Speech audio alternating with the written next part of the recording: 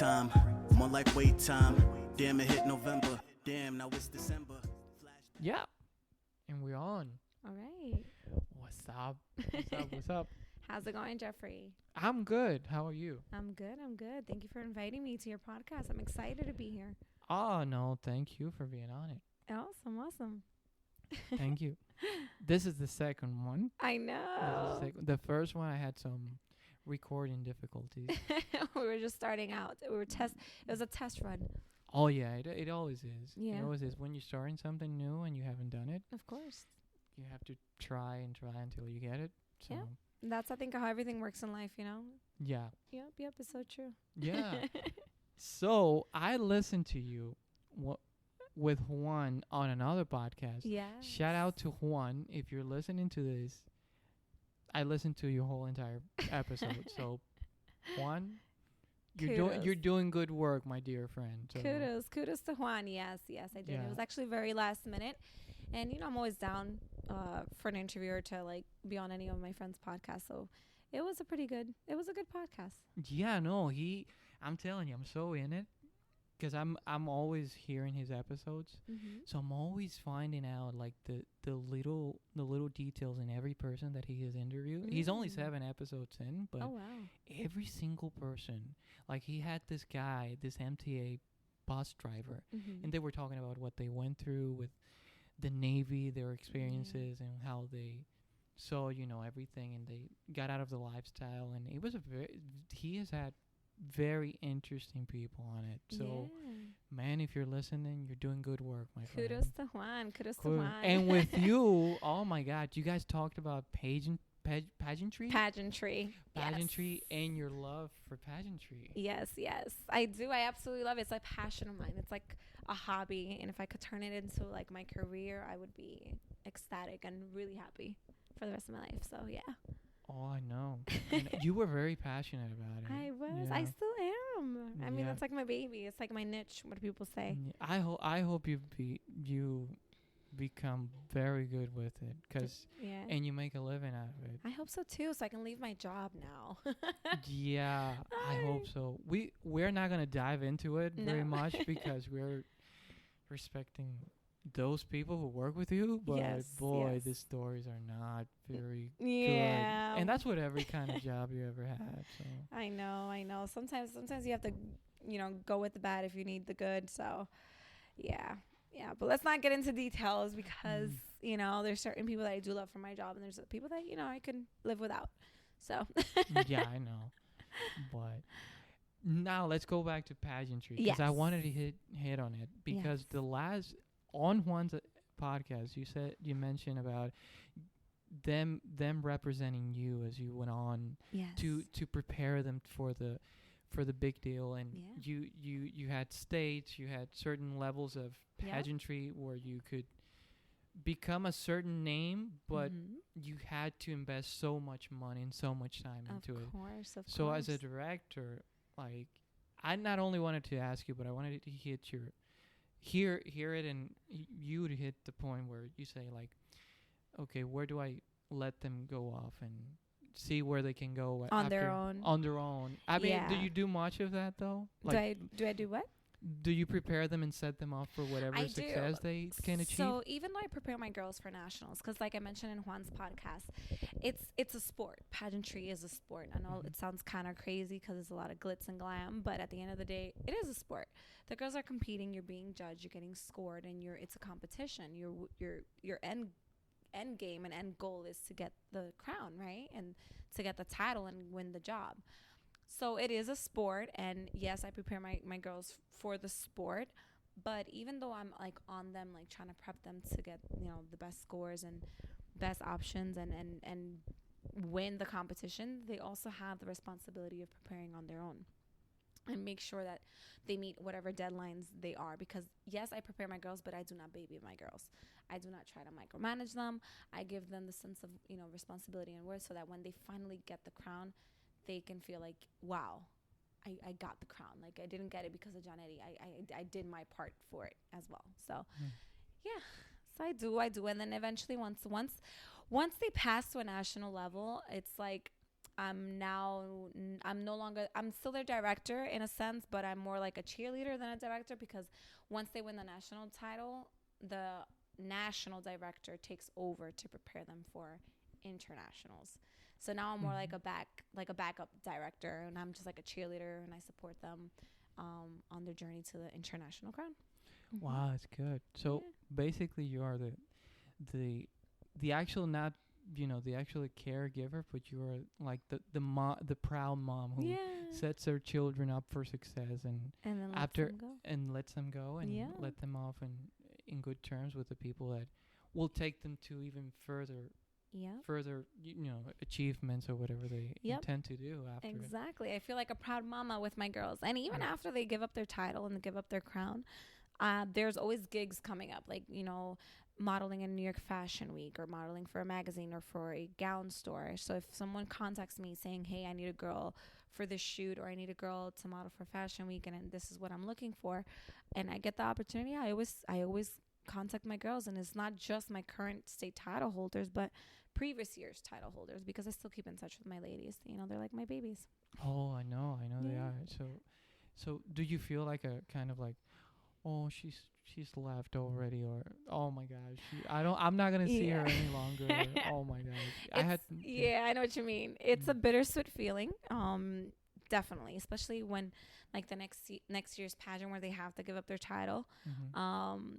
It is a bittersweet feeling, because you work with them for a year, and you get really close to them, so when they do have to finally give up their title, and you kind of have to like start a brand new relationship with the new queen, it is like, okay, you're proud that they're gonna go and achieve higher things, or maybe compete in another system, but at the same time it's like, oh, I don't want you to I wish I can keep my queens forever. You're still like, to me, they're still my queens regardless if they're not current active queens for my organization. So oh, that's cool. I can see it in you people. You're not seeing her face, but when she talks, it's just really passion through everything. And that's what I think everybody should do, what they love, and go forward. But you mentioned also that there were some famous ladies as well that did pageantry, and they became really successful actresses. I remember you saying Halle Berry was one. Yeah, she was a pageant queen. Halle Berry, Vanessa Williams, was it? Yeah, Vanessa Williams, I think it was. Olivia Culpo, the girl from Wonder Woman, Gal Gadot. She was Miss Gal Israel. Yeah, she was Miss Israel. Priyanka Chopra, the one that married Nick Jonas. Oh yeah. Yeah, and she's an actress in Quantico. She has a show on Netflix, Quantico, and and she did a couple of movies. So she was in Miss World. I think she won Miss World at one point. Yeah. So they're all pageant queens. You'd be surprised. You'd be surprised how many actresses start in the pageant world and then eventually branch off to TV or to movies. Especially nowadays, I feel like every girl that's on The Bachelor, I don't know if you know the show The Bachelor. The Bachelor, where they all compete for the same man. Love. Yeah. I feel like now there's like a prerequisite to go on the show. You have to be a pageant queen. So there's been a few pageant queens on the show. So. Oh, that's cool. Yeah. But do you feel like, do you see in them like a certain amount of talent where you see them and you say, man, maybe this girl has even more than actually what I'm helping her with? Maybe she can go even further more. Of course. You see that? Yeah, of course. And it's not just me. I think the judges see it too. You can tell, and the judges can tell off the bat if a girl's here just for the crown and the sash, or if a girl's really here because she wants to do something with her title, or if she's smart enough to do something with it, or she's passionate about her mission and her platform. So it's very evident when you can look at two girls and compare them and say, okay, well, this one really just wants the glitz and the glam and the crown, and to say that she is the New York, wow, I'm Miss New York, and someone who really, honestly, it's not just about a title, it's about her platform and her mission. So yes, for the girls that do have a reason for competing, I 100% can see them going far in whatever industry that they set themselves out there, because they're doing it with a purpose. For the girls that are just doing it for the glitz and glam, honestly, I mean, hey, if you're lucky enough to make it, good for you. But I feel like you need something. You need to have a mission, a reason for why you're doing things, or else it's what's the point, Yeah, it's like you're doing it for reasons that are not true to you, and then you just go off and not do them with the actual drive that you will need, because you will go through a lot of setbacks and rejections Of course. along with the other careers that you choose. Of course. Of course. So if you don't have the real true mission within you to do it, then man, this long road would be so much tougher. Yeah, of course. Because and you also mentioned a mission. So do you actually support environmental Yes. not reasons. I wouldn't call them reasons. What would I call them? Advocacy. At that. Thank you. Yeah. Yeah. Cause you do a pageant called Miss Earth. Yes. Yeah. So you represent issues with the Earth, the globe, and whatever, and that's a beautiful cause. Because Thank you. I don't think I'm an environmentalist, but I love that the environment that we live in. You'd be surprised. Honestly, preserved. you're a vegetarian. A little insight to all the listeners of Jeffrey. Thank you. He does not eat meat, and honestly, being a vegetarian or being a vegan actually contributes to the environment. If you didn't know, so technically, I would consider you an environmentalist. Yeah. And you are very minimalist. You don't really like a lot of things to purchase, so that's another thing. You're not contributing to the textile pollution that this world or this earth is actually going through. That's one of the main contributions to the poor quality of, I would say, air pollution, water pollution, dirt pollution, everything. You'd be surprised. I think I would still consider you an environmentalist, even if you're not even well versed in the topic. So no, I've watched things on on YouTube about people being more advocaately more for the environment, but I'm not the kind of person who will throw trash in the ocean like most people, because you talk about that a lot. And you had like a lady who you talked about that was into that, like being in, like, preserving the ocean and getting stuff out of the ocean, like garbages and all that. So I don't know if you remember talking about that. I do. It's one of my queens. So her platform is what is it called? She has a specific Save the Seas, if I'm not mistaken. So her whole platform is to clean up the oceans and get people to be more aware of water pollution and save the oceans and the seas and marine life. So she actually, for her platform and for her Think Global Act Local event, she did beach cleanups. She went out and she does paddle boarding and she cleans up the waterways. Anything that she comes across plastic that could be harmful for like sea turtles and the marine life, she tries her best to contribute to help fix up. And she gets a group of people, and actually they're very all about it, and she's sponsored by Garbo Grabber. All my girls are sponsored by Garbo Grabber. And it's a pickup. It's an easier way to pick up trash where you don't really have to physically touch the garbage that's on the floor. It's just more convenient. But yeah. Oh, what is the name of it? It's called Garbo Grabber. Garbo Grabber? Yeah, Garbo Grabber. Garbo Grabber. Yes.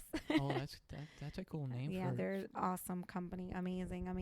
Oh, amazing. They support They're your very girls. supportive, and they're all about the environment, which is great. Great causes at the end of the day, course. You're saving the planet, but also representing the people that are behind their message. Yeah. That's also cool. Yeah. Man.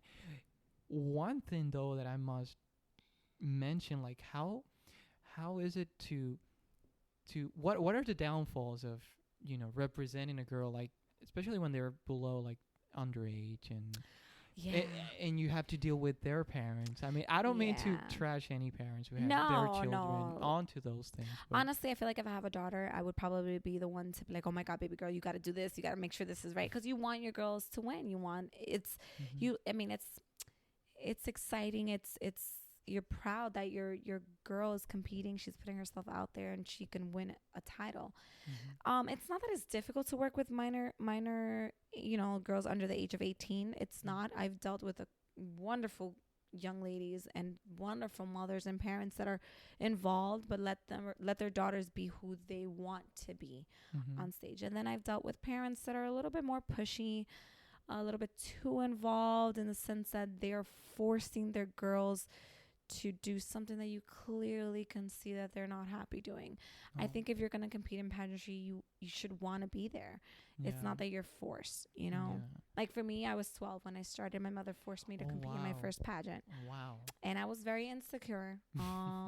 and I was I was so nervous. I almost threw up backstage Oh my God. because I was gonna go on stage for the first time ever in front of a whole crowded audience and model. And honestly, I didn't want to do it, but my mom forced me because my mom liked that kind of lifestyle.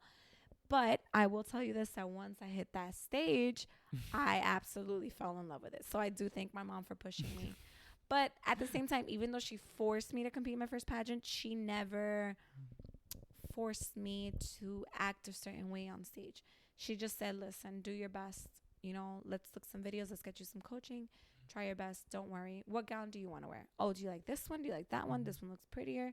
Oh, do you like, she let me choose, like, and she let me feel beautiful and, you know, not force something on me. If I didn't want to wear makeup, she was like, you don't have to wear makeup. Don't worry. No makeup for you. That's fine. So she was good with that, you know. Oh, that's cool. But do you think that that doesn't work with a lot of people to have your kids thrown out there into something that You're right. that they don't really feel the need to be out there, You're right. and then they end up crushing their parents' dreams by doing it, and Yeah, yeah. it doesn't work for everyone, but I will tell you this, that pageantry is a wonderful gateway for many things. Not just for your career wise, but for girls who are shy, it's a great door to get them outside of their comfort zone and open up and be a little bit more outgoing. I've had so a couple of years ago, I had one girl that was so shy. She was so quiet and she was so like insecure. And I'm like, you're absolutely, she had no reasons to be insecure. Let me tell you, this girl was absolutely gorgeous. Oh, wow. And she was 18, I think she turned. And she was really like shy and very introverted. And her mom was like, you really should try a pageantry. See if you can open yourself up, like get yourself out there. Oh my God, this girl's modeling in New York Fashion Week. She won Faces of the World. Like, she's like amazing. Like, this girl, and she said, you know, it was because of this pageant that I did. It honestly let her get out of her comfort zone. So does she thank you that you made her like a little bit more confident about her mom was the one who pushed her. Yeah.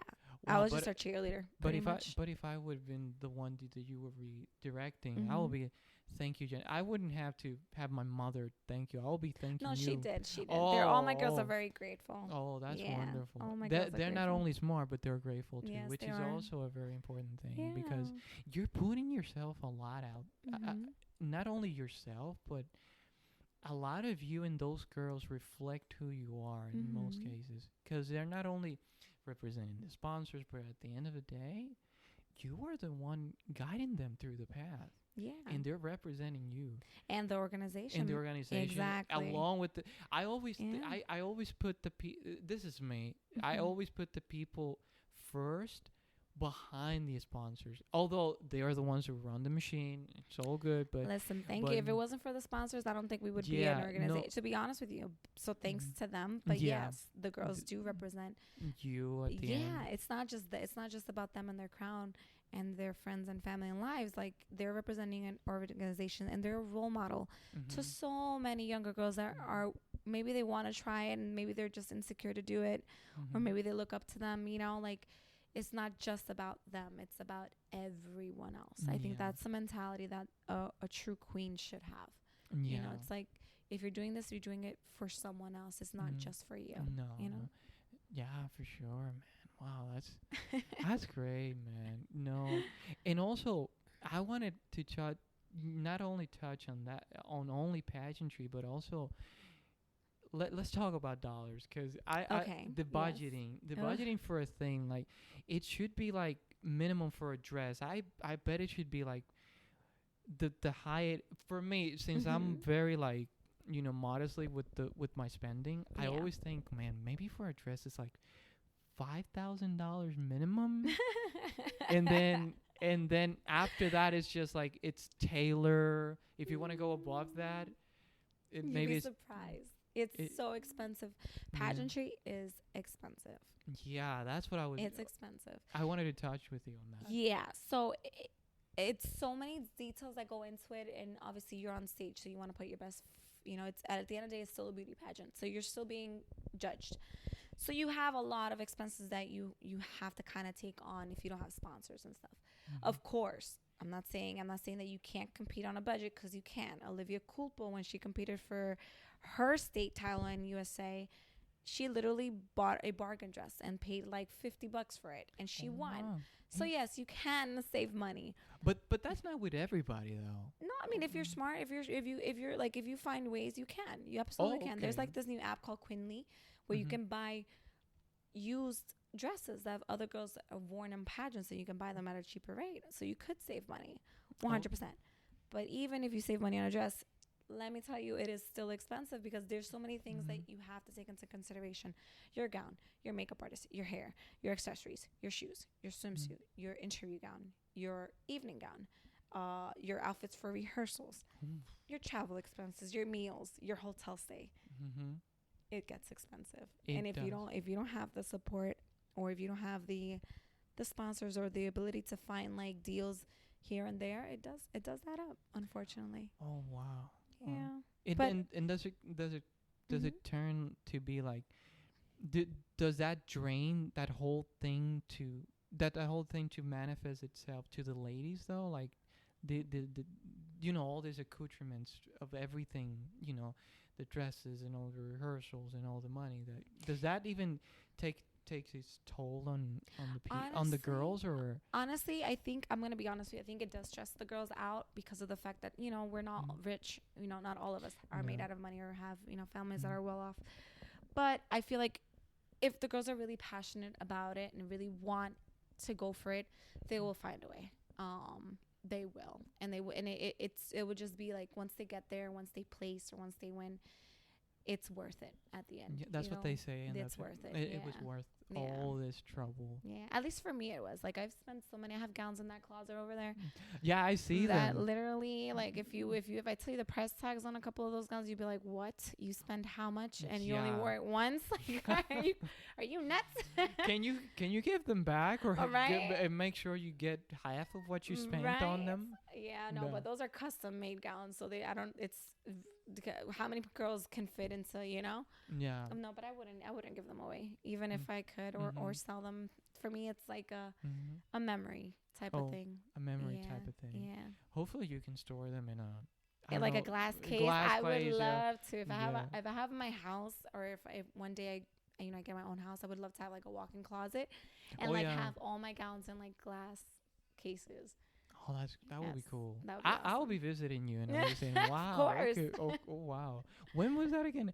Yeah, Jeff, that was 20, when I was like 20 years ago. That was 20 years ago. Oh my God. Yeah, I know. Yeah.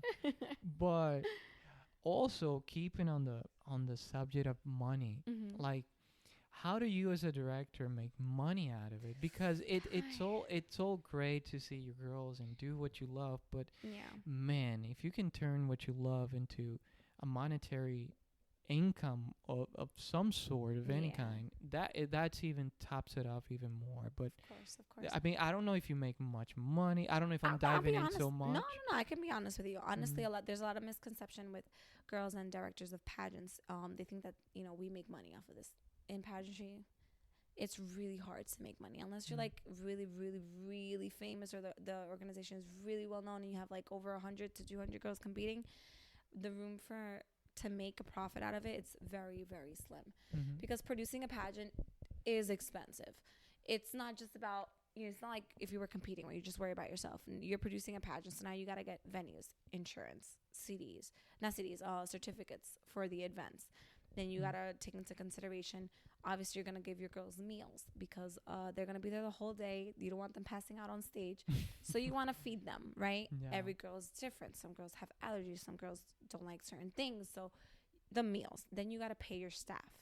If you don't have volunteers, not only your staff, the venue that you finally get, they have their own staff that's mandated. So they're supposed to be there while you're there. So you have to pay them too. Then you got to do advertising and marketing, and then printouts, and then wow. And then like for me, I like to try to help the girls out and make it as least expensive as I can. So for my girls, I provide them the opening number dress, the swimsuit for competition. If I can get them shoes, I'll get them the shoes, or their jewelry for them to compete. So that does take a toll in your pocket, you know. And unfortunately, this year we didn't even have a pageant.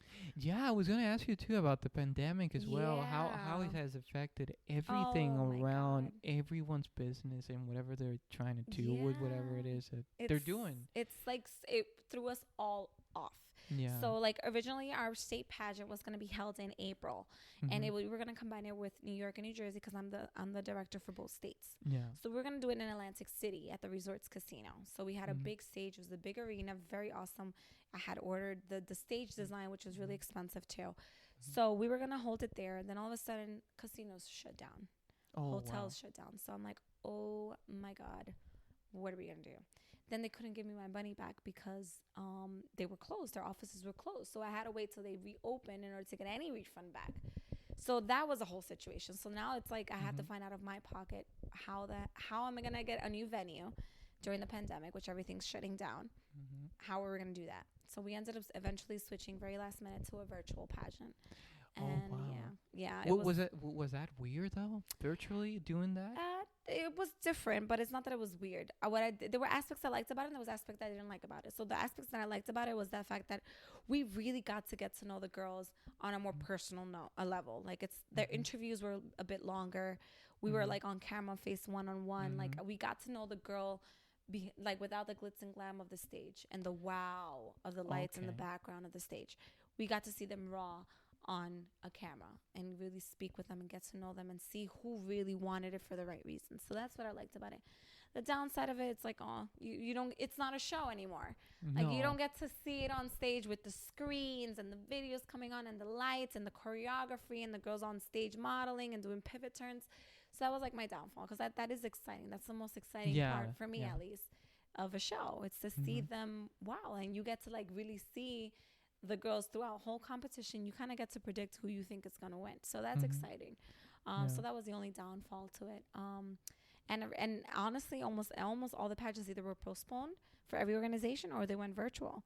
You know, our international pageant, Miss Earth, is virtual now. Our national pageant went virtual recently.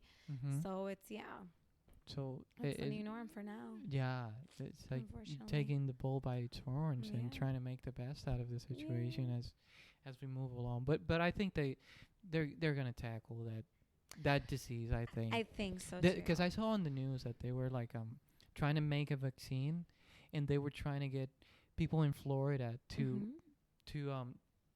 be volunteers to test out the new vaccine. the new vaccine. I don't know how is it. I don't know the biology term. Placebo, I think that's what they call it when they test out things or something. The placebo is like one of the pills that's correct me if I'm wrong, because I don't know, because I don't know much about this so stuff. they have it's like an experiment. So maybe placebo what that test. No, that is the word. And in any experiments they do two groups normally. So they'll do one group that's actually gonna get the drug, and they're gonna do the placebo one, which is really the sugar. It's like a non-active fake drug. So the patients or the people who are participating in the experiment are gonna think that they're both getting the drug, and they're gonna see which one of the results, if it actually works, if it's not, if it's all psychological, if it's like that. So the placebo is like the fake drug, the fake vaccine. Got you. Thank you for correcting me, no because I'm illiterate with that stuff. No, it's because when I went to college, I had to do an experiment for my degree, so I'm very not well versed, but I know a little bit. Yeah, no, because that's why I asked you to correct me, because I don't know nothing about that stuff. I'm just so thrilled to see it on the news, and that people are trying their very best to create something that will really help people out. Of course. And the ones who are to suffer and all that. So I saw it, and in Florida they're trying to get people. I hope so, and I hope it's effective. For me personally, I would be a little bit reluctant to sign up, only because it's relatively new and you don't really know the effects of it down the road. So I personally wouldn't take it. I would just kind of ride it out, see if it works or not for a couple of years, then maybe I'll take it. But kudos to the ones that are risky and courage and have the courage to do so. It's because of them that we'll know if we have a solution to this pandemic and this coronavirus. So thank you. And we lost a lot of people due to it, but shout out to all the families who are dealing with this. And sorry for their losses. Yeah, because you had it. You did. It was pretty bad. Yeah. Yeah, I know, and you went through a lot, and we didn't see you for mostly. Was it 2 months? I think 3 2 months, 3 months, and you did, because when you got it, it was at the early stages of the pandemic. And also, there's another thing that people will not know about you. You're quite a traveler due to the job that you do. And you mentioned also, sorry if I retrieve myself back to the podcast I just listened with you and Juan, but you saw people on the train wearing masks in Hong Kong, and you kind of looked at them kind of weird. And then I said, well, Yanery, probably they knew something that you did that you didn't at all. Yes. So in January, I had to go to Hong Kong because of my business, because my job, and we had a corporate meeting in Hong Kong. Literally, I was there for like a day and a half, and I came back. But one night, we were on the train because we were traveling from between cities, and we're all standing, and we were very close. It was very packed, and I saw like 4 or 5 people on the train wearing masks and gloves, and they weren't together. They weren't in a group, so I knew that they were like separate individuals. And I'm like, ooh, why are they wearing a mask? There's something. There's obviously something they know that we don't. And then when I finally got back, it was like on January 17th. You hear on the news, oh, the coronavirus in Wuhan, China. I'm like, oh my God, this is what happened. They knew it. Like, oh my God. And then like months later, I was, unfortunately, I got the virus. The virus, and it hit me really bad. Like, it was so bad. Like, I didn't know if I was gonna make it at one point. Oh, really? Yeah, it was pretty bad. It was. I was alone because I didn't want to see my family, because I did not want to run the risk of infecting my mother, who was much older, or my brother, who has health issues, or my older brother, who works in the hospital, who actually worked with coronavirus. You know, people who were infected with patients. Yeah, so. I could. Yeah, and also their kids as well. You didn't want. My little nephews. So I don't wanna. So I was alone, and then I had difficulty breathing, and it's not just saying difficulty breathing. I literally felt like I had access to 30% of my lungs all the time. Wow. You know, and you get that through pneumonia, not through a I don't know. through a virus like that. Yeah. You never do that. Yeah. Because I've had pneumonia, and that's how much percentage you lose from your lungs. Now you imagine if you try to take a deep breath and you try to inhale through your nose and it's not enough, and then you open your mouth and try to inhale through your mouth and it's still not enough, and you're passing out and getting dizzy. That's exactly what I was dealing with. It was so bad. Oh. It was so bad. Oh, terrible. It was terrible. So bad. But I'm blessed and thank God that I'm okay. And when we saw you, I think I saw you right like 2 weeks after you told us, I'm clear, so everything is good. And then my brother had it too. Yes. He went through his whole thing as well. Yeah. And luckily for me, I didn't catch it. Thank God. God. But also, I was working at this job where, you know, they had a lot of people coming out of there infected. In total, I mean, we have talked privately about the job that I have, which I'm still in there, unfortunately, but 15 or 16 people got infected. And there was one occasion where I thought of, like, man, how is it that I didn't get this stuff? And I was blessed, knock on wood. Yeah, man. and we were wearing masks and everything, but still, I don't know how I didn't catch it, because I used to talk to the person face to face when they had it, and I'm lucky because I had the mask on and everything. Yeah. But man, so you didn't get to experience Hong Kong, and it's true. Not really, because I was only there for a day and a half, and then the day that I got there at late at night, so I got there like around 8 p.m. and it was a 15-hour flight, and then the next day we had meetings all day. Then the only time I had like free time was literally after we had the corporate dinner, and it was for a couple of hours because we had another meeting in the morning, and then I had to catch my flight. So it's like literally I really didn't get to explore, you know, China or Hong Kong as I wanted to. Yeah. I did see a couple of things because they did take me out, you know, to get to know China, because I'd never been there before. But not really. I wish I would have had more days where I can say, okay, you know. I got to explore. I got to see the country. Really, you know, and I would have loved to see the Great Wall and gone outside of Hong Kong. Yeah, you know. and Mm. really see what the culture is about. Yeah. China. Do you see yourself traveling more to those countries? Or? Oh yeah. Hopefully, if we can get back to our old norm, where everything, the doors are open and it's a little bit more easier. They got a control on the pandemic. There's no more new pandemics coming around. With all this bubonic plague that everyone's talking about, the squirrel that they found in the United States with the bubonic plague. So hopefully, once everything settles down, I would love to go to different countries. So I would want to go to Thailand. I want to go to Indonesia. Yeah. I want to go to Dubai. I want to go to Europe. Like, I want to go everywhere. Amsterdam, France again. I would love to visit Italy. I would love to go to Morocco, Africa. Like, I would love to go everywhere. Brazil, like everywhere. Yeah, no, that's good. If you can do that before you die or Of course. that's the greatest gift you can give yourself. Of course, to Because- travel. We're not trees. We're not meant to live in one place. No, we're meant to move. We're meant Exactly. to do well. Exactly. And what feeds you with whatever we love, like the pageantry, the traveling for you, and and also what else was I gonna ask you about the travel and looking at things that were really out of place. So after you saw it, after you saw those people, you were not like scared at one point where you say like, honestly, I did ask. I was You in a did- group you did with ask, right? locals, and then they were taking me on the train. And I asked them, like, oh, why are they wearing masks? Oh, and they told me, some people just feel more safer to wear protective gear. And I'm like, okay. And I really didn't think much of it. I put it to the side. Then I got home to the United States of America, and it was on the news, and I was like, oh my God. Yeah. We were definitely in the dark. In the dark, yeah. Because if, honestly, I feel like we all should have been a little bit smarter. And from the very beginning, from the very first case, which I heard was in November of 2019, I feel like we should have all said. Yeah, that's one thing that Yeah. the U.S. lacks of, and I don't care if I get bashed on this. We always take so long to catch up to the whole entire world, because if you knew that from long ago, man, you should have turned your head.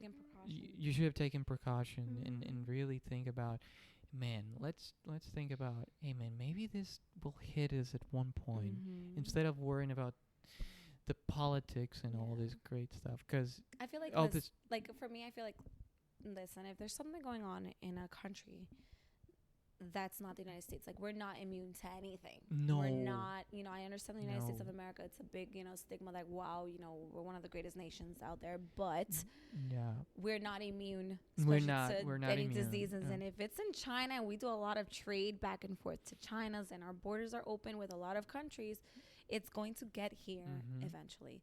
So from November, we should have done we should have taken precaution from November, and maybe we wouldn't have been at the number of cases that we were in the United States. And I think one country did it. I saw a TikTok of a couple that literally traveled. I think it was Vietnam, that they went to. That from the very first case they got it, they shut everything down. Wow. Everyone had a curfew. Everyone had to wear a mask. And now they're back up and running like normal. Everything's back to normal to them. Wow. And they're fine. They're very fine. If we would have done that, I feel like we would be now on a better position than we are. Oh, cool. Yeah, and not only that, we would have prevented so death, many unnecessary deaths. Deaths, and not only that. I mean, some people, I don't mean to turn people away with what I'm about to say, but some of them would have died, of course, but we would have managed to keep it lowered and lowered and lowered and more controlled. But unfortunately, that's how it is in here. Hopefully we learned now what we need to do for the next one that's coming. And you also, at your job, you receive cargo deliveries and you ship them away, and also that involves a lot of dealing with other people from other countries, because you, not only in the countries that you visited, but you all like do deals with India, I think, or Saudi Arabia. So our main customer is Saudi Arabia. So we ship import export from the United States to Saudi Arabia. So there's a lot of and other countries too, like Dubai and stuff like that. But there's a lot of embargoes now out there. So we see it firsthand how this pandemic is affecting a lot of different aspects of like the countries, like their financial situations, people's jobs, Yeah. people's ability to survive. You know, our main shipments now are COVID testing Yeah. kits to these countries. So we see it firsthand how Yeah. this pandemic affects everyone. And also it slows down on the shipment and Yeah, everything. of course, everything we lost more. I think 80% of our flights. We literally had daily flights out of the United States from multiple hubs, multiple airports, and we're down to one flight a week Wow. out of JFK. And that's And that's a recovery flight. That means that it's charter. That means that it's not a scheduled flight. It's kind of like a flight we have because we have enough cargo to fill it, to move it, and that's it. And to keep making money for the people. Just to keep it going, and then to ship the most important things out to the country that needs it. So, we see it firsthand how crazy this pandemic, is affecting people's lives. Yeah, and it's gonna not only go be, but it's gonna continue. Yeah. Until the end of this year, unfortunately, which has made everyone kind of dissipate from social engaging and all that good stuff that we humans do. But we're managing, how to deal with it. Yeah, I think this is gonna be our new norm for a while, for a very long while.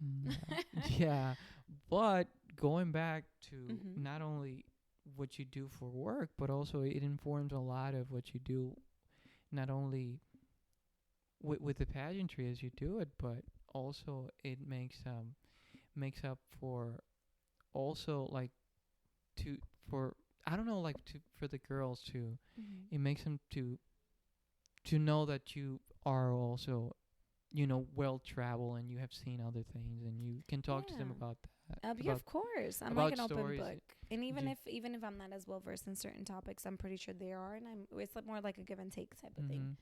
So if I ever need them for anything, I'll ask them, hey. So I know a couple of my girls are really good with like flyers and stuff like that, like online. They're really good with that. So I asked them, like, listen, I need a flyer for this, and they'll help me out. Yeah, so, wow, that's cool. Yes. Yeah. So let's see what else. Let me see what else. No, because I want to keep on the pageantry. So what was I thinking about the pageantry that really intrigues me is that you as a director, do you see yourself just doing that for the rest of your life, or just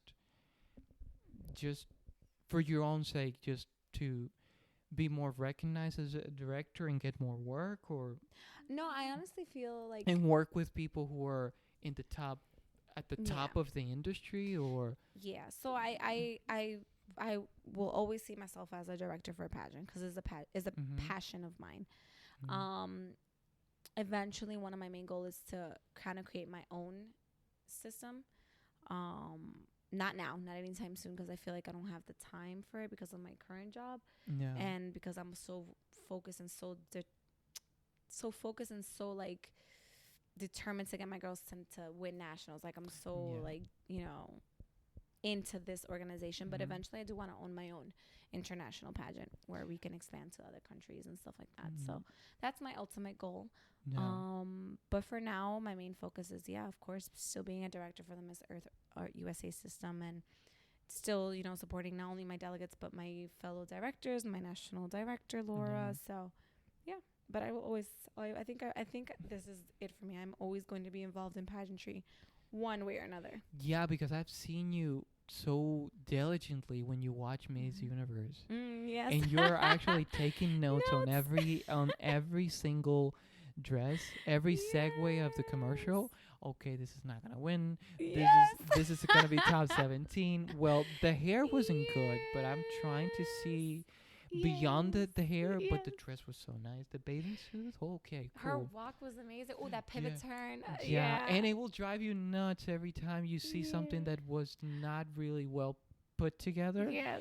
And I say, oh wow, she's into this. And every time, like, when I see you, I say, let me stay away from this. I know. I feel like that's my Super Bowl. Honestly, to me, that's my Super Bowl. That's the Super Bowl of women, of womanhood. Yeah. Because I bet that in pageantry, the level of questions are so different for any pageantry. I don't know if I'm wrong on No, this. you're right. You're right. Because It gets harder. The level you go up, it's harder. It's harder to win. And do you think you kind of have to set them up for any sort of question so they can answer not only right but while being themselves when they answer? Because there's one thing to know what you're saying and not only being right about what you say but also mean what you're saying. So here's the thing. We'll never be able to, we will never know what questions the judges are going to ask, because at the end of the day, every judge is different. And they'll ask questions as either they come along, or maybe they might have a script of questions that they want to ask. And there's never a right answer. It's the way you answer the question. It's the way you portray yourself to the judges. It's the way that they can see your personality through the questions they ask. And they're checking to see if you know your stuff. You know, if you're telling your mission, if I'm competing in a pageant, I'm telling you my mission is suicide prevention, right? And a judge who was affected personally on a level by someone, you know, who maybe God forbid committed suicide, they may put you on the spot and be like, okay, what's the percentage in the New York State that of suicide? And if you don't know what you're talking about, they're like, okay, you're really not here for, like, really, come on, like, we're not dumb. We can tell when you're just BSing us. So it's not about just answering. It's not only about answering the questions correctly. It's about how you answer them. If you can portray yourself in a manner that they can see who you really are and how passionate you are about it, honestly, that wins the judges. I think the most important aspect of competition for pageants is the interview. That's where you win the pageant. It's not on stage. It's not on stage? Of course not. No. On stage is for the show. It's like a show. You're putting on a show. Yeah, it's important, but it's not the most important thing of competition. Oh, wow. You win your pageant. I thought it was like over there on stage where you won the thing. It's the interview. It's the interview. They say you win your pageant in the interview because it's the highest scoring portion of competition. And then there's stage, and then there's swimsuit. Obviously, that's also a component, but the most important is the interview. I mean, if I interview and I see that there's a girl who really doesn't want to be here, who doesn't care about anything, why would we want to crown her as a winner? But she can model and she could work the runway like crazy. Like, why would I want to crown you if I know you really don't want to be here? And then you get a girl that really wants to be here, really has a mission, really has a passion, and maybe she's not the best on stage. You can train someone on runway. That's what runway coaches are for.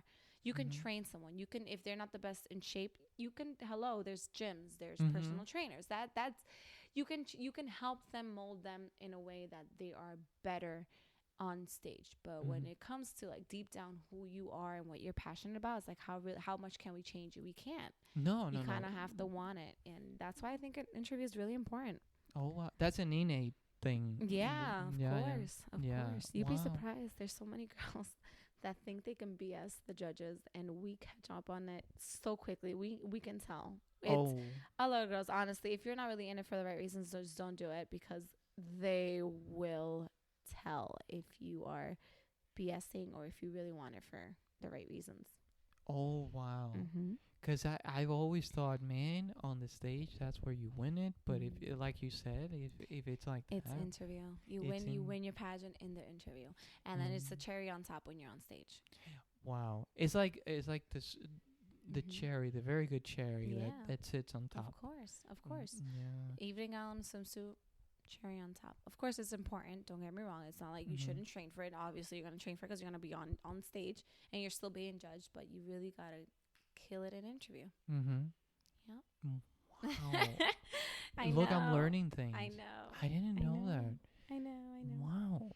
Yep. Because I'm always like, because I'm not very, very familiar with the pageants. I've seen, of course, the big leagues, the Miss Universe, and I always thought, oh my God, it's up there where you win it. Yeah. But then after you told me what you just did, man, it's in the interview. And let me tell you something. These international pageants, it's not just 1 week. It's not just 1 day or 3 days of competition. Yeah, that's another thing. It's a full month. Oh, wow. Look at that. Yeah, the judges and the staff really get to know you for weeks of who you are and what you're about, and they really speak to you. And you'll be surprised, a lot of girls don't know this, but they're being judged even behind the scenes.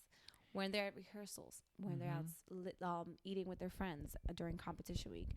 You don't know if a judge is looking at you and taking notes, mental notes, like, okay, this girl was rude to this waitress, right? Because she thought that, okay, well, the judges aren't around here, so I'm going to be whatever. You can tell. Yeah, you can tell. So when you're in competition, you just never know. You just never know who's scoring you, who's looking at you, you know, be at your top best, always, always. And it's weeks of competition. It's not just like you see it on TV. It's like a couple of hours, but that's just the final product of 3 to 4 weeks of competition that they do. So wow, that's another thing that I didn't know. Yeah. They go for weeks Wow, on end. I wouldn't. I don't know, man. I would be like, dude, when are we out? And being it's exhausting. It's exhausting. Because this is me thinking as a man what I will go through. I can only imagine a woman. Oh yeah. Imagine you having to wake up at 4 o'clock in the morning to be in hair and makeup because you have rehearsals at 6, and then you have another set of appearances at 8 in the morning. You have to be back in hair and makeup. Then you have to rehearse. Then you have to.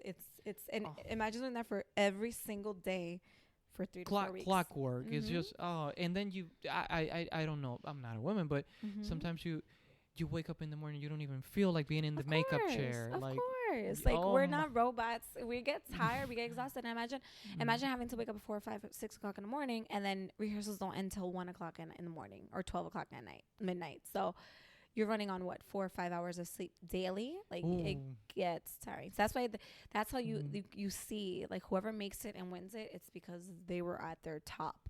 It's like they were at their top best. Yeah, it's like being. It's like I don't want to say pain. It's being tolerant to constant. Yeah. And it's a to constant, not pain but diligence. It's just oh my god, I no. And it's a job you're applying for. I mean, it doesn't just end after you win. No, that's the thing. Yeah. It doesn't just end. You're a year, your full year as a title holder. You're the face of the organization. You're constantly traveling, doing community service, reaching out to about your advocacy and your platform and the organization to other countries and other communities. And it's literally like that all the time. So yeah, it does it. And I think you're gonna tell me that is also not only on the lower level, but it's all the way to the top. It's the same way all the way through. Yeah. Okay, gotcha. It gets harder once you're like at an international level, but it's still pretty much. Yeah. The only I think, I don't know, correct me if I'm wrong too, again, but I think the only thing that you deal with being at the topper level is more money, more people involved, and maybe it's more people involved. It's a little bit more prestige. That's the ultimate goal, because once you're at internationals, that's the highest level you can get to. There's no there's no like higher than international. But it is the highest. It's like the Super Bowl. It's like the playoffs. The what do they call it? The World Series. You know? The World Series. Yeah. So yeah. After all that hard work, that's your final end game, and it's to win that specific title. Yeah. Do girls get like greedy, and they get? Some girls, unfortunately, you will see it in competitions. Some girls are catty. Some girls will try to sabotage you, unfortunately, and those are just the bad cookies of the bunch. But there's many girls that are not like that. There's many girls that are genuine, sweet at heart, and you gain so much friendships from competing and being in pageantry. You'd be surprised. Like girls become best friends and for a lifetime, and you know, then you meet people from all over the world. So it's like, I've met so many good friends through pageantry. You know, Corinne Salakis is a good friend of mine. Andrea Jabau is a good friend of mine. Andrea Jabau is the current Miss New York USA. She's competing for the Miss Universe system. Yeah, wow. So I'm one of her biggest cheerleaders. And then at Miss Costa Rica when I competed for Miss Eco. So she's a friend of mine. She's been telling me to go visit her. And I was supposed to go this year earlier, but unfortunately the pandemic happened. But yeah, you meet so many people. Yeah. And then like I'm really good friends with all, you know, my colleagues and my coworkers, you can say, are directors from the Miss Earth system. So you meet a lot of great girls when you're competing. Yeah, that's cool. That's cool. Because I always, because don't believe me, as a man, I'm always interested in not in what shows up on stage and on TV. I care more about the behind the scenes, what the directors go through. Oof. Because you're dealing, it's also, I'm sorry if I put this one too, it's also in film when you work in movies, because I like film, and when I watch the behind the scenes, the director is not only the great guy, with the camera directing orders. You have to understand everything. The crew, the sound guy, the cinematographer, the second AD. Then you have to deal with an actor who doesn't want to come out of his trailer. Yeah. Then you go as a director, dude, what's going on? And that's why, me talking to you, that's why I'm so intrigued, because I think of you not as a director of a pageant. I think of you in my world as a director of a film. Of a film. It is like that, a show. It is. Technically it is, because, and then I'll say, before I came on to, well, not come on to you. Come on. I mean, I know what you mean. Yeah, before I came into your apartment, I was thinking of those questions because it's not the same world, but it's the same sort of thing. It is. Because you have to deal with so many personalities, so many attitudes, so many things. You'll see me I don't think you've ever been to one of my shows, like backstage, to put on a show, to put on a production, because you're putting on a production from scratch, pretty much. It's a show. It's a show. It's for entertainment. There's going to be audiences. There's going to be judges. There's so many aspects. And it's live. It's not like pre-recorded where you can kind of edit and filter and change things. It's like a theater play. Exactly. It's there. Exactly. And there's so many aspects of the production part that you need to take into consideration. The lighting, the stage design, the musicality, the judges, the host, the microphone, make sure that the audio is working, it's going, the ticketing, the audience members coming in, then the backstage, making sure that the walking patterns and the run of the show, how it's gonna go throughout the whole show is done right, and make sure that all the girls that are competing know where they're supposed to be at all times. It's a lot. Then there's staff, and then there's rehearsals. It's a lot. And it's very detailed oriented kind of job. But you gotta kind of like look at the bigger picture and kind of pinpoint things that needs to get done. So if you ever see me when it's the day of the show, I will leave you alone. No, I wouldn't even. Hey, Yanery, no. My God, leave me alone. For years, for like 2 years in a row, I forgot to put on deodorant. Then I'm like, holy crap! I'm so sorry if I curse. I'm like, I asked my brother. No, it's okay. I asked my brother, like, oh, please go to here's my wallet. Go to CVS. Go buy me like wipes and a deodorant because I really need it, because I completely forgot, and I've been sweating back and forth, running back and forth. You even forget even to eat. I don't eat during the day. I don't eat. I don't eat. Even your own personal hygiene at some point. Hard. And I always think of that when my brother tells me, oh, she's doing one of those pageant things. Well, don't call them pageants. Call them seriously what their name really is. It's a eco pageant, whatever. Pageantry is pageantry. He's a director.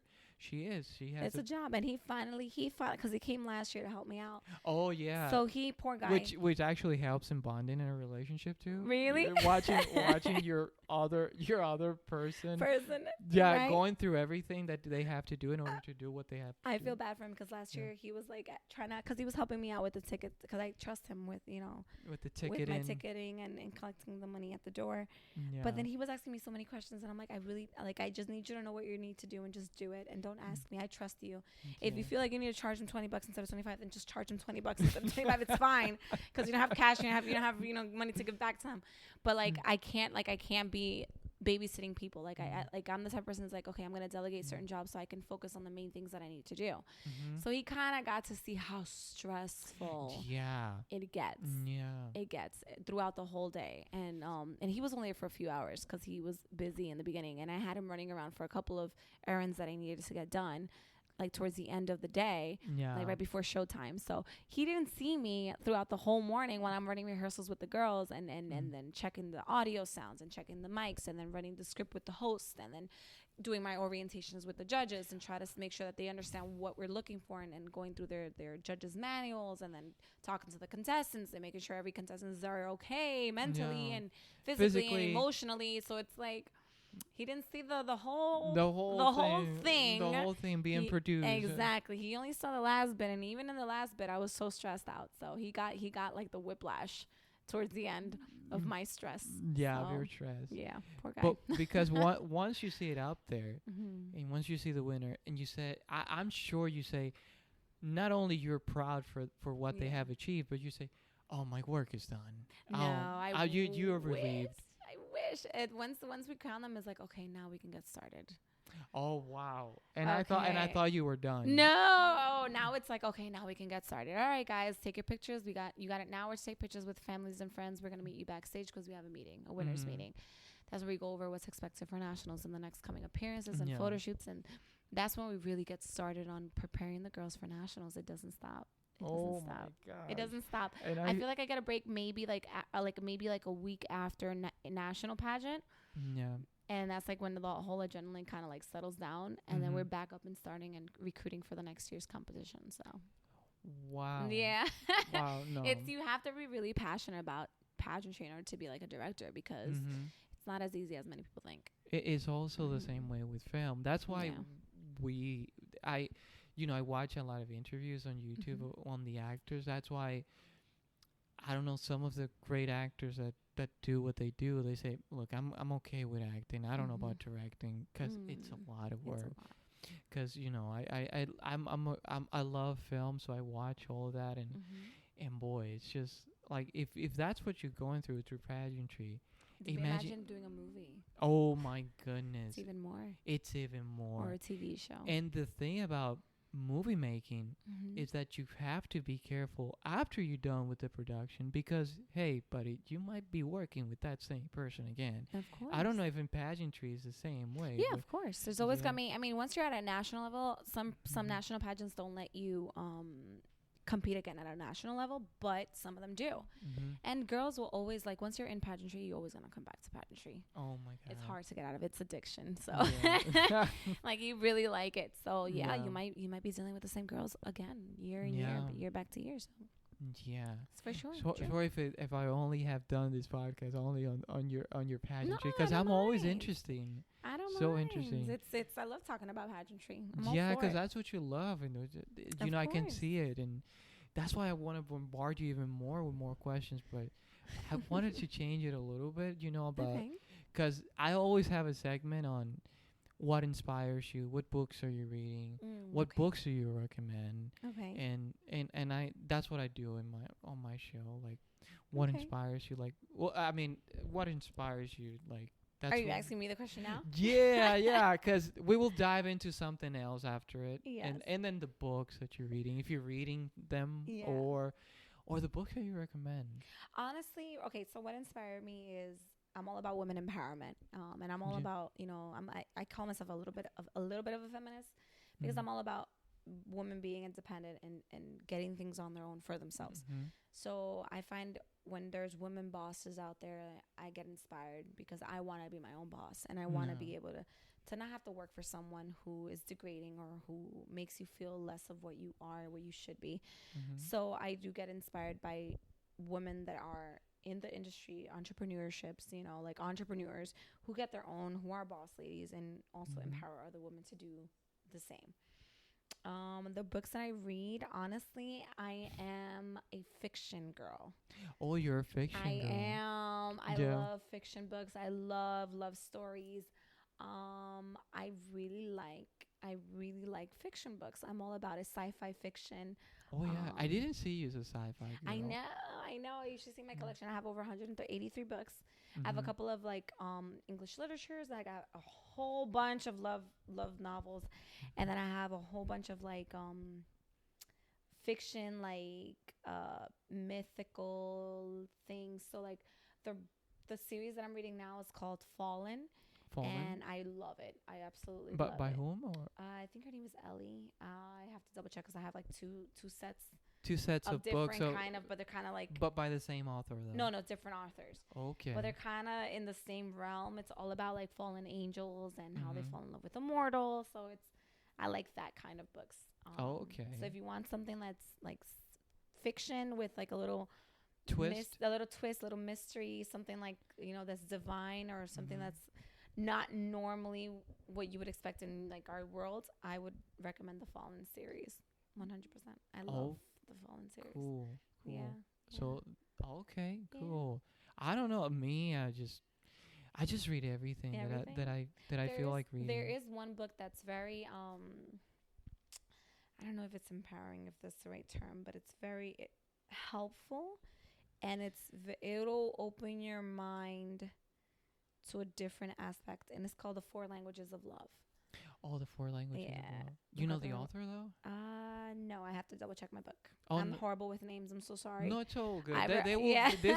These guys, they will search on them Yeah, on the internet. just search Four Languages of Love And on Amazon, right? on Amazon or even Google. It will. Yeah, It will guide you through it. Yeah, they have it in Spanish. They have it in English, but it kind of walks you through like the four kind of personality types of how they want to love and how they love each other, love other people, and how you can kind of distinguish and how you can learn to love someone the way that they want to be loved, because not everyone's the same. Like I'm dating your brother, right? And he's totally different from me. I'm very detailed oriented. I like the romanticism, and I like to show love through the very simple details. That's not expensive, a little love note, a little chocolate bar or something. But he is all about the accolades, like, I got you a present, an expensive present, like this is how I show my love, and I don't need to publicize it to the world, because that to me that's not important, but that's him. But to me it's like, okay, well, I need you to show me to the world that that's how I know that you really love me. So we're two totally different people. So I think that book is really helpful for those couples that are struggling and feeling like they're not enough in their relationship. So The Four Languages of Love is a good one. It's a good one. Yeah, for me it's just I always keep coming back to the same one, Fight Club by Chuck Palahniuk. Palahniuk, I think it is. So yeah, and that's one of the top 5 that you should read before you die. That's one of those books. And there was a movie that I have not watched that by David Fincher, one of my favorite directors too, because he's always into the dark side of directing, and he's a meticulous director, very very intelligent, and he has a series on Netflix, Mindhunter. Yeah, have you seen it? I saw a couple of episodes. Yeah, very good. Oh, Get Out. Yeah, he's a director for that. Yeah, for both seasons, the first 4 to 3 episodes, he's the director. Then he has other directors, but every director is different, but they have the same sort of like linear composite film direction, I think that's what you call it. But yeah, it's very good. I mean, you saw a couple, and it's right into your realm because you're a psychologist. So I study psychology, yes. And it goes into behavioral out. Psychology, and I'm so interested in all that. So, and the main character, Jonathan Groff, that's the name of the actor. I don't know what's the name of the character he plays, but his character is so intelligent. So, like that's what I enjoy watching. It's kind of weird. Mindhunter. I'm gonna continue watching the series. Yeah, and also another book, Girl Interrupted by Susanna Kazem. Yeah. That should be recommended for every high school girl or even a man. I have to read that one, but it's a very good one. I've read like maybe the sample of it. Yeah. But it's a good one. Have you read The Girl on the Train? No, but I've heard that. They even made a movie about that one too. Oh, really? Wow. Yeah, it's a good book. It's a good book. But the movie, it actually explains much of who I am. I think one way to get to know me is watching that movie. Really? I'm gonna look at. What is it called? Girl Interrupted. Girl Interrupted. The movie version is with Angelina Jolie and Winona Ryder, and I feel like I'm both of them. Really? It's just this.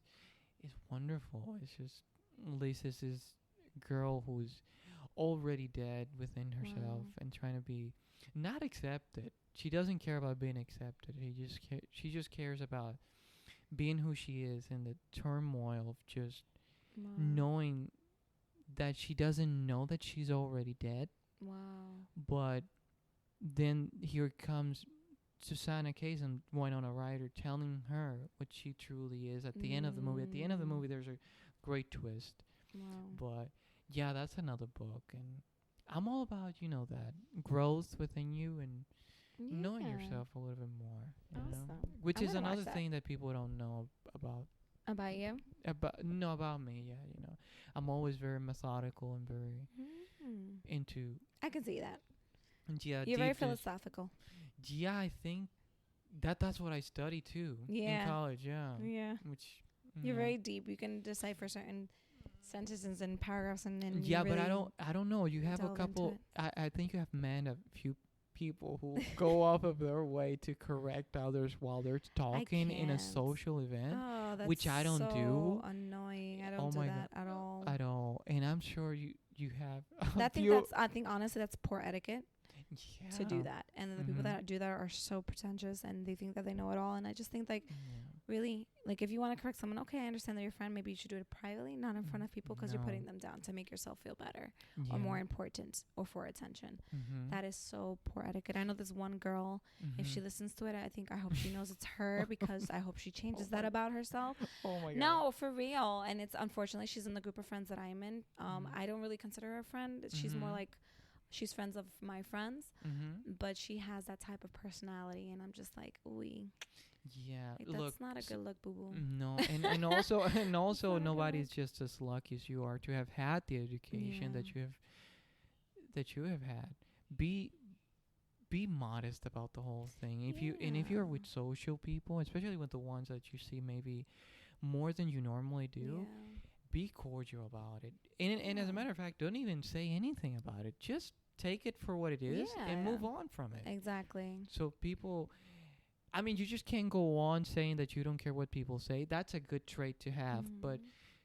to be an ass about the whole thing, feel like it's not a good I feel look. like people that do that is because they're not the center of attention, and maybe the other person that's speaking is getting the attention that they are craving, which is Mhm. why they try to correct them in front of people, which Mhm. is like they think they look better, but everyone else who is in the circle, which may not say anything on it, Mhm. they're looking at you like, okay, you're an asshole. Yeah, like you're an an asshole. ass. Come on, bro. Yeah, Like, come on. don't shush. You don't do that. That's No. not.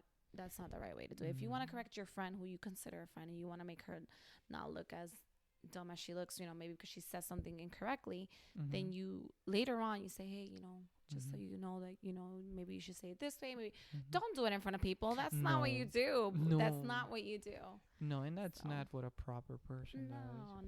No. And No, then I never. stay away from people like that. You know, Yeah. I'm sort of, you know me a little bit more. I'm more of Yeah. a recluse. Yeah, you're more to Mm. yourself. Yeah, I don't You're need not you, that. cause like when you actually ask people out, you always Mhm. invite the same ones over, I do, and I don't, yeah. and I choose not to Not come to come. I know. because I'm not. No, I know. no, I'm not. I put no, but I don't know. I don't have an explanation to it. It's maybe because I don't. You don't I- vibe with them. I can understand. No, I don't. Even if I knew them sporadically Mhm. through years and years, I wouldn't even gel with Yeah. them. And it's like we don't, and I'm not shy to tell them that I feel a certain way about them, Mhm. which is a good thing to say to them. Yeah. Because you set them off really for what it is that I'm about. You tell them what it is. You tell Yeah. it like it is. Listen, if I don't like you, I don't like you. And that's it. Yeah, but that also comes with a negative kind of flow, and you shouldn't be like that when you go into a social event. When a lady like you, like you're my Yeah. brother's girlfriend, you Yeah. shouldn't be going into it just like that. But also, when you are like I am, you actually are observing. I Yeah. listen more than when I actually speak. You can that's sense it. true. You even That's said true. at one point, Jeff, you're actually so quiet right now. Yeah. This is so weird. Like, can you speak a little? I mean, you're actually doing it so badly. And I said, well, I don't know. It's not that I don't feel comfortable. It's just that I don't know. It's just You like to be quiet. You like to see what's around you, and you like to observe before you speak. before I open up. And that's Yeah. also that's also another thing that I read in a book that Mhm. I ended up finishing. It's called Get in the Van with Henry Rollins. Mm. It was about him touring in the 80s and his ecstasy and Wow. his bludgeoning just disgust of the human race, that kind of thing. And then he it's not that bad, but it's dark. It has all those great stuff. And Wow. there's a sentence, highlighted. He said, people talk a lot but end up not saying anything. And man, I'm trying. That's so true. And being 30 now, Ooh, hours away. Oh my God, what time is it? That's right. Yeah. Oh, we're close. We're close to Well, your birthday. His birthday is Yeah. in how many minutes? Does it tell the time there? No, it doesn't. But just to just to continue with that, I just try to be more careful on what I'm about to say, Yes, of course. what I'm saying, Of and course. who do I say it to. Because not everyone can handle the truth, unfortunately. No.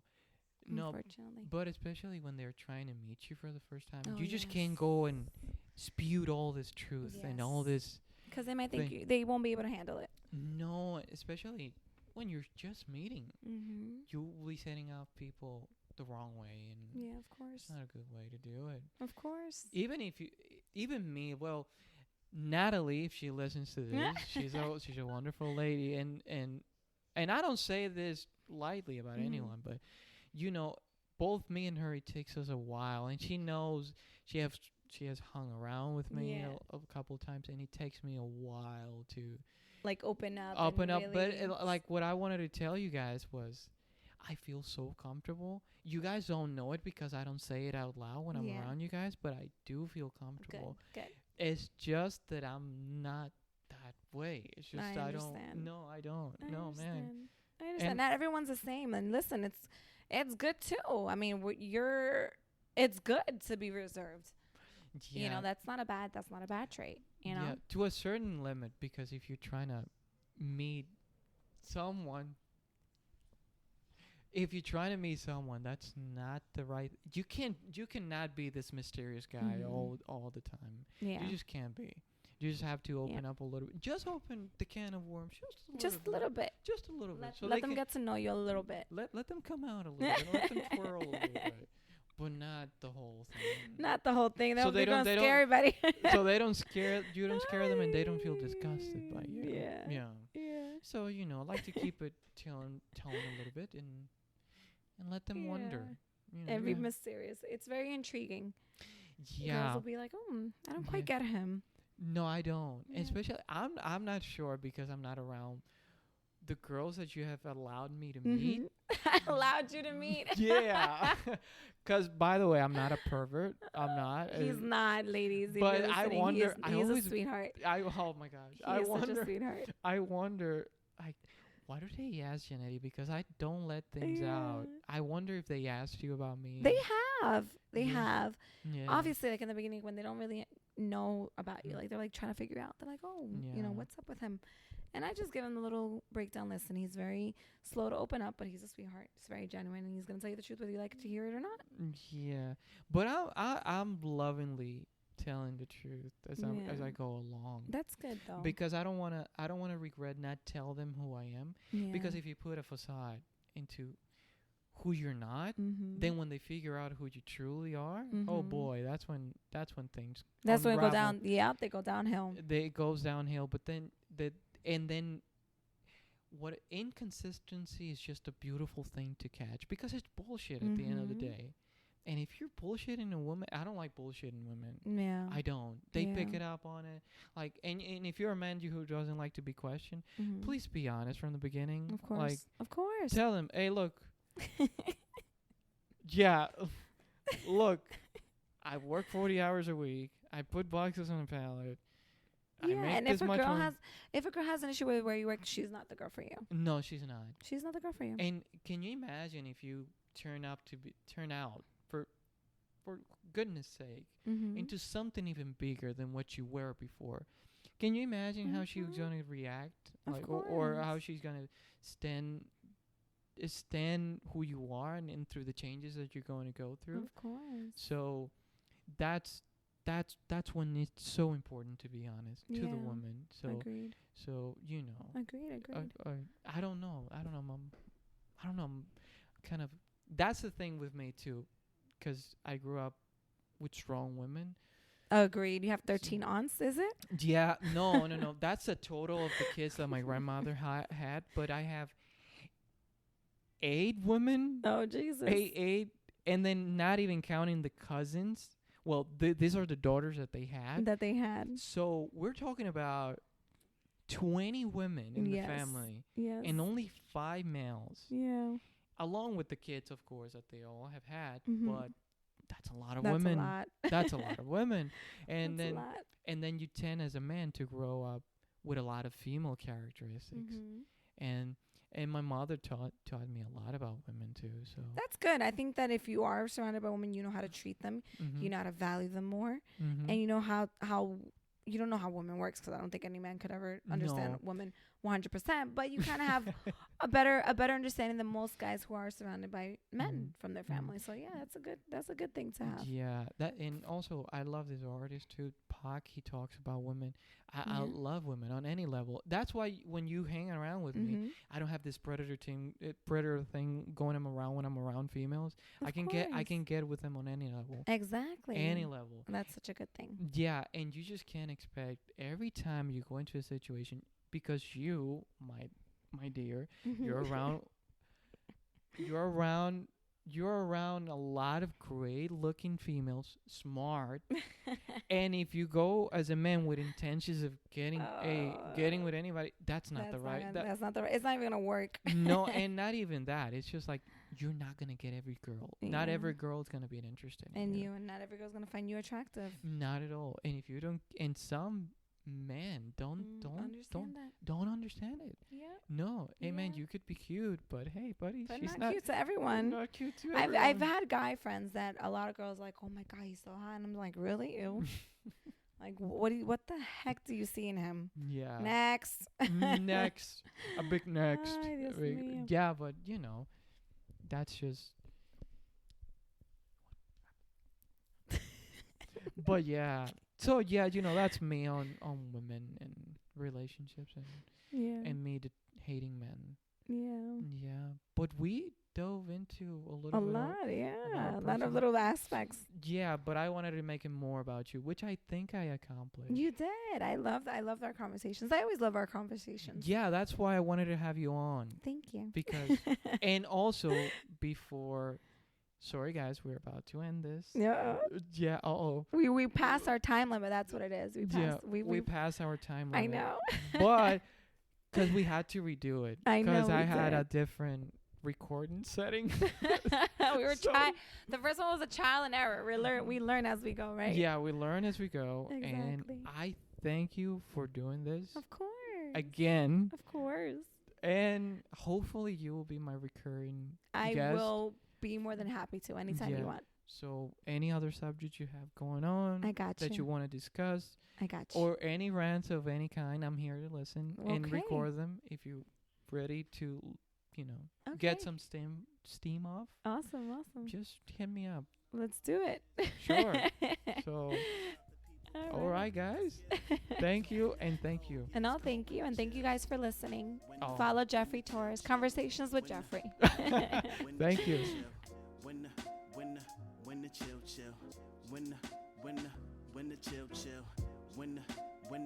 When the chill.